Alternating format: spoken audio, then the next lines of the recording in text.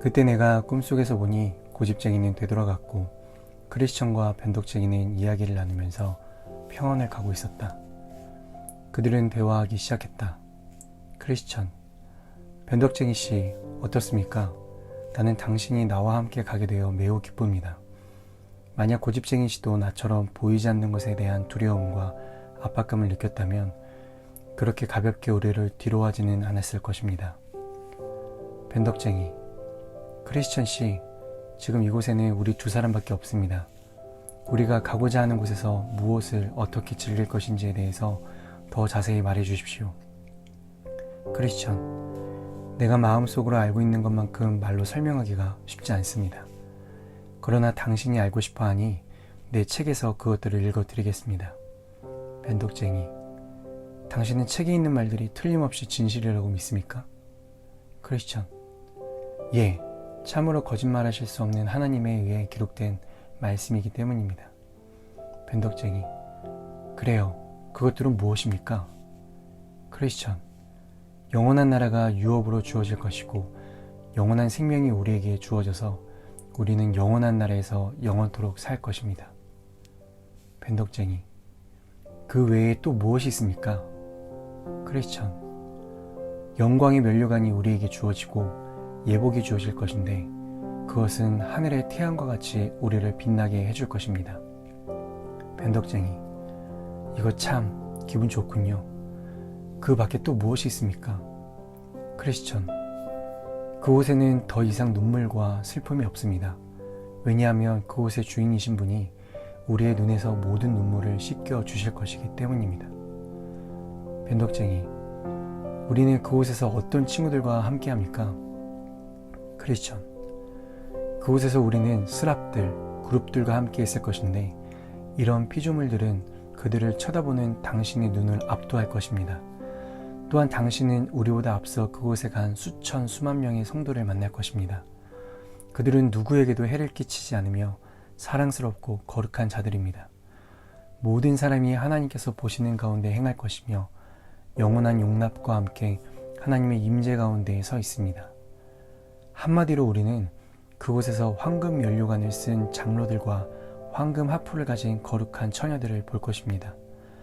그곳에서 우리는 주를 향한 사랑을 품은 것 때문에 세상에 의해 몸이 산산조각 났고 불 가운데 던져졌으며 야수의 밥이 되었고 바다에 빠졌던 자들을 볼 것인데 그들 모두는 예복을 입은 것과 같이 불멸의 옷을 입고 있을 것입니다.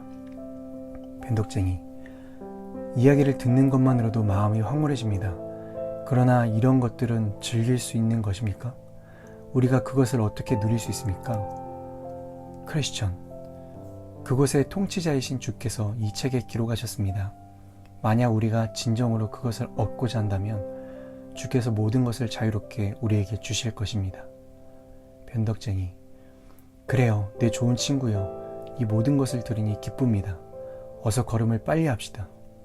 크리스천, 내 등 뒤에 있는 무거운 짐 때문에 빨리 걸을 수가 없습니다.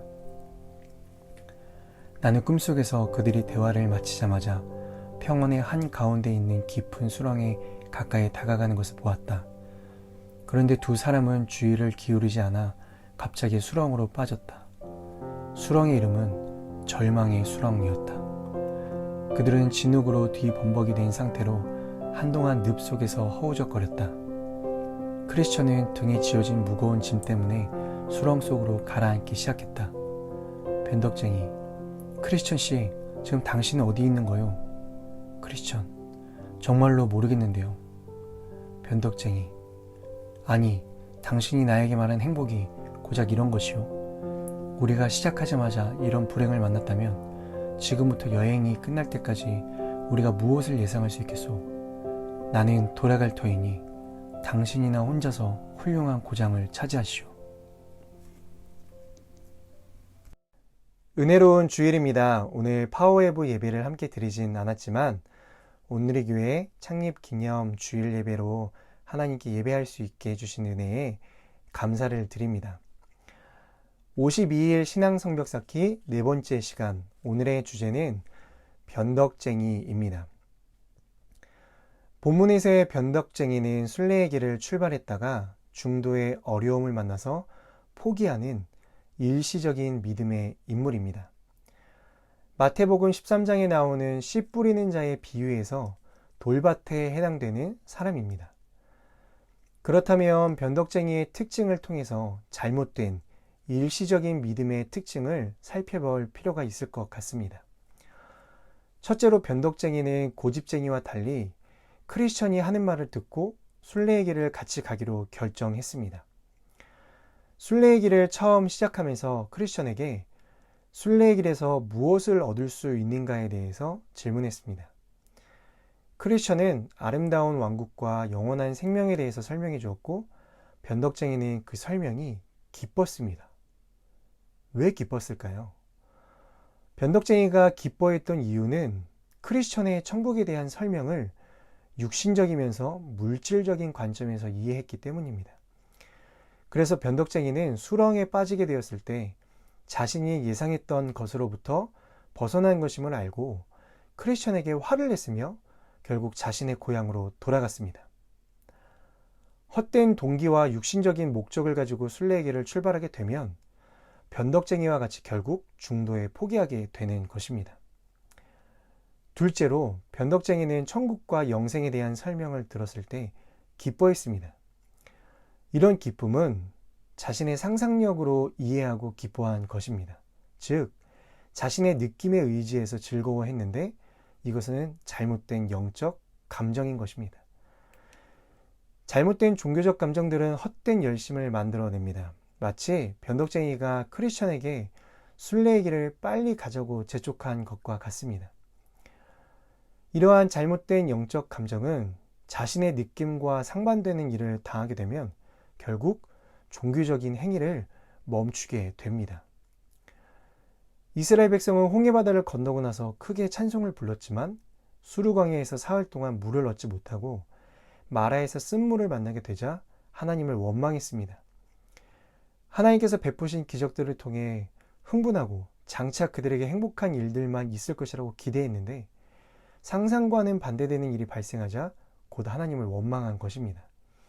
따라서 일시적인 믿음이 되지 않게 하기 위해서는 잘못된 영적 감정들을 우리는 경계해야 합니다. 자신의 느낌과 감정에 의지해서 순례의 길을 간다면 결국 우리도 중도에 포기하게 될 것입니다. 셋째로 변덕쟁이가 순례의 길을 포기하게 되는 이유 중 하나는 순례의 길을 떠나야 하는 진정한 이유를 몰랐기 때문입니다. 크리스천은 성경을 읽고 죄인이라는 사실을 깨닫고 심판을 피하기 위해서 순례의 길을 출발했습니다. 크리스천은 등에 죄짐을 지고 있어 빨리 걸을 수도 없었던 반면에 변덕쟁이의 등에는 죄짐이 없었습니다. 그의 양심은 하나님의 말씀을 통해 아직 깨어나지 않았고 자신이 무가치한 죄인이라는 사실과 비참한 상태에 있다는 것을 전혀 깨닫지 못했습니다. 구원의 필요성을 인식하지 못하고 하나님의 용서를 얻기 위해 그리스도에게로 달려갈 준비도 되어 있지 않은 상태였던 것이죠. 또한 자신의 고향인 멸망의 도시가 얼마나 위험한 곳인가를 깨닫지 못하고 있었기 때문에 천성의 도성으로 향하다가 어려움을 만나게 되자 쉽게 그 길을 포기하고 다시 멸망의 도시를 향해 되돌아가고 말았습니다. 넷째로 변덕쟁이는 순례의 길을 나서기 전에 그 길을 가게 되면 치러야 할 희생에 대한 비용 계산을 전혀 하지 않았습니다. 이기적인 목적만 앞섰고 천국에 들어가기까지 있을 많은 환난에 대해서 전혀 생각하지 않았던 것입니다. 복음과 그리스도를 위해 받을 고난을 염두에 두지 않았던 것이죠. 누가복음 14장 끝을 보면 예수님께서 탑 건축 비유와 전쟁의 비유를 통해 말씀하십니다. 이 말씀은 예수님을 따르기에 앞서서 치러야 할 비용에 대해서 계산하고 비용을 치를 준비가 되었을 때 따라오라고 말씀합니다. 변덕쟁이와 같이 비용에 대한 계산 없이 가벼운 마음으로 순례의 길을 출발한다면 결국 낭패를 보게 될 것입니다. 오늘 우리는 변덕쟁이의 일시적인 믿음, 그 잘못된 믿음의 현상들을 보면서 자신을 스스로 점검해야 합니다. 하나님의 말씀을 피상적으로 깨달은 채 순례의 길을 출발하지는 않았는지 점검해야 합니다. 하나님의 말씀을 자신의 상상력을 동원해 이기적으로 해석하거나 일시적인 감정에 이입되어 순례의 길을 걷고 있는 것은 아닌지 점검해야 합니다. 성령의 역사로 영혼이 깨어져서 그리스도를 진정으로 필요로 하며 순례의 길을 출발했는지 점검하고 그리스도를 따르는 데 있어서 치러야 할 비용들, 즉 자기 부정, 자기 십자가에 대한 계산을 확실히 했는지 점검해야 합니다. 변덕쟁이의 일시적인 믿음을 버리고 크리스천의 그 확실한 믿음을 가지고 순례의 길을 걸어가는 우리 모두가 될 수 있기를 소망합니다. 함께 기도하겠습니다. 살아계신 하나님, 오늘 우리가 함께 묵상한 것처럼 우리의 믿음이 변덕쟁이와 같이 일순간의 감정과 생각이 되지 않게 해주시고 오직 하나님의 말씀에 근거하여 그 말씀에 깊이 뿌리내린 크리스천과 같이 신실한 믿음을 갖게 해 주시옵소서. 예수님의 이름으로 기도드립니다. 아멘.